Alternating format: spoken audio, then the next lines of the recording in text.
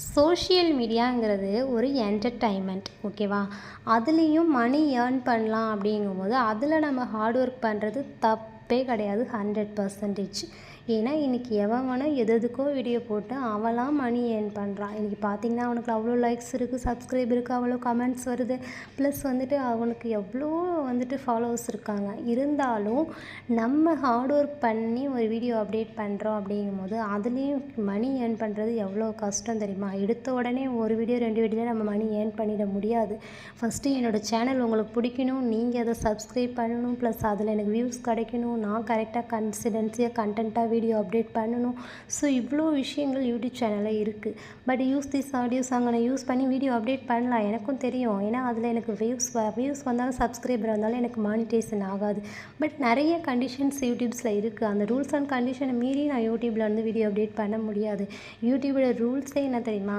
நீ ஃபேஸ் காட்டி வீடியோ போடு, ப்ளஸ் அதோட உன்னோட ஓன் வாய்ஸில் நீ யூடியூப்பில் பேசு. அதுதான் யூடியூபோட கண்டிஷன்ஸ். ப்ளஸ் அது இல்லாமல் கரெக்டான ஹேஷ்டாக்கு, டைட்டில்ஸ், டெஸ்கிரிப்ஷன் இதெல்லாம் கரெக்டாக கொடுத்தா தான் உன்னோட சேனல் வந்து அவங்க மற்றவங்க யார் லைக் பண்ணுறாங்களோ, நீ எப்படி யூடியூப் சேனலை வந்து ரன் பண்ணுற அப்படிங்கிறத விட அது யூடியூபே நான் வேலை செய்யும், ஆட்டோமேட்டிக்காக வேலை செய்யும். இந்த சேனலை இந்த மாதிரி ஒரு பர்சனுக்கு தான் காட்டணுன்னுட்டு ஆட்டோமேட்டிக்காக அவனுக்கு நோட்டிஃபிகேஷன் கொடுக்கும். அவன் வந்து என்னோடய சேனலை ஃபாலோ பண்ணும்போது எனக்கு சப்ஸ்கிரைபர் வரும், வியூஸ் வரும், ஃபாலோவர்ஸ் வருவாங்க. நிறைய என்னோடய வாட்ச் ஹவர்ஸுமே எனக்கு இன்க்ரீஸ் ஆகிறதுக்கு வாய்ப்பு இருக்குது. ஸோ யூடியூப்பில் ஆல்ரெடி நான் சொன்னேன், சோஷியல் மீடியாங்கிறது ஒரு என்டர்டைன்மெண்ட் தான். பட் அந்த என்டர்டைன்மெண்ட்லேயும் ஒரு இன்கம் இருக்குங்கும்போது நம்ம ஹார்ட் ஒர்க் பண்ணுறது தப்பு கிடையாதுல்ல. ஆல்ரெடி நான் ஒர்க் பண்ணுறேன், மந்த்லி இன்கம் எனக்கு போயிட்டுருக்கு. ப்ளஸ் அது இல்லாமல் நான் பிஸ்னஸ் பண்ணிகிட்ருக்கேன், அதுலேயும் எனக்கு இன்கம் இருக்குது. எல்லா வழியிலையும் நான் சம்பாதிக்கிறேன்.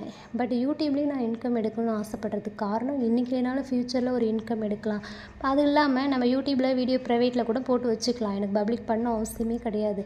பட் நான் இன்றைக்கி ஒரு விஷயம் பண்ணியிருக்கேங்கிறது ஃப்யூச்சரில் என்னோடய வீடியோவில் மூலயமா நானே தெரிஞ்சுக்கலாம், என்னோடய குழந்தைங்களுக்கு காட்டலாம், என் ஹஸ்பண்ட் காட்டலாம், எங்கள் ஃபேமிலியில் பார்ப்பாங்க. ஸோ இப்படிலாம் நம்ம கையில் மொபைல் இருக்குல்ல, ஸோ நம்ம ஏன் வேஸ்ட் ஆக்கணும்? எவ்வளோ ஹார்ட் ஒர்க் பண்ணணும் தெரியுமா? வீடியோ ஃபுல்லாக எடுக்கிற இவ்வளோ வீடியோஸும் ஒரு நாள் எடுத்து அதை 10 நாளுக்கான வீடியோ எடுத்து அப்படியே செலக்ட் வீடியோவில் ஆப்பில் எடிட் பண்ணி வீடியோ போஸ்ட் பண்ணுறேன். ஸோ இப்போ என் வாய்ஸ் ஓவரில் நான் வாய்ஸ் கொடுக்குறேன். இப்போ இந்த சேனலில் ஃபுல்லாக மோட்டிவேஷன் ப்ளஸ் யூடியூப் டிப்ஸாக கொடுத்துட்ருக்கேன். கண்டிப்பாக எனக்கு ஃப்யூச்சரில் ஒரு இன்கம் இருக்கும். ஆனால் நான் ஹார்ட் ஒர்க் பண்ணிகிட்ருக்கேன், நைட்டு பகல் பார்க்காம ஒர்க் பண்ணுறேன். ஸோ இதுக்கெலாம் எனக்கு அவசியமே இல்லை. நான் ஹார்ட் ஒர்க் பண்ணணுமா, கஷ்டப்படணுமா அப்படின்னு கேட்டால் கண்டிப்பாக கிடையாது. இருந்தாலும் இதெல்லாம் பண்ணுறதுக்கு எனக்கு ஒரு என்டர்டைன்மெண்ட் தான் என்னோடய யூடியூப் சேனல் சொல்வேன்.